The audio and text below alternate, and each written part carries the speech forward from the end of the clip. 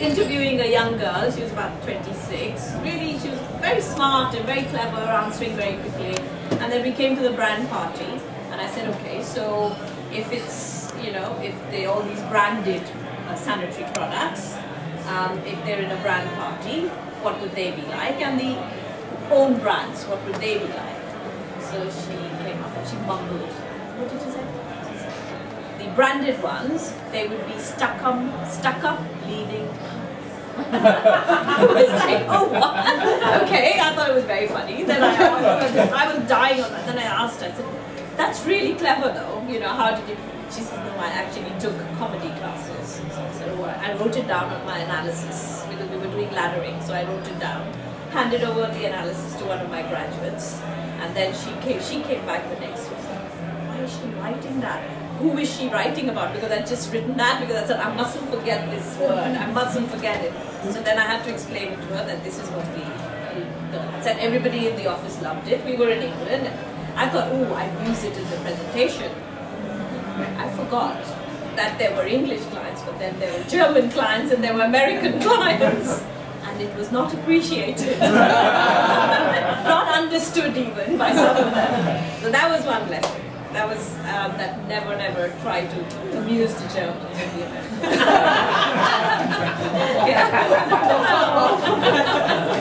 No, they're not that bad. Yeah. Do I have time? I have another one. Yeah, crack on. Terror. I was in Qatar, quite the first groups ever done in Qatar, and we sent off our retail audit colleagues to recruit. Now this guy was a Pakistani guy. We wanted expats, white expats, or Western expats. And he went and he recruited an English girl. He said yes, he will do it. And I landed in Qatar and she had disappeared. We couldn't find her. So now I had to recruit. I thought I can't have the client coming in. The client was flying in. It was actually a client from Peter Lovett. He was flying in. And I was like, I don't think he knows this. That this is what happened in the 4 days prior to this. So I said, I have to recruit. Tried offices, then I was sitting in the hotel and I saw all these white men going into the gym. I said, that's it. I'm going to pick up men. So the guy was with me, this Pakistani guy. I was like, what do you mean? I said, no, I'm going to go to the gym and pick up men. And I did. I got 2 groups, picked up those men. Then I thought, oh, I'm spending a lot more than I was supposed to. So I'll have the groups in my suite because we had a suite in Qatar. I told you guys to do. So give up the other one, I'll save money.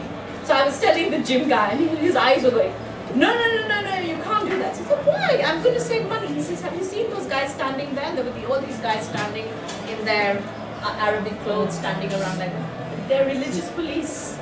If they see all these men going into your room, do you know what's going to happen? Thank God, I listened to them.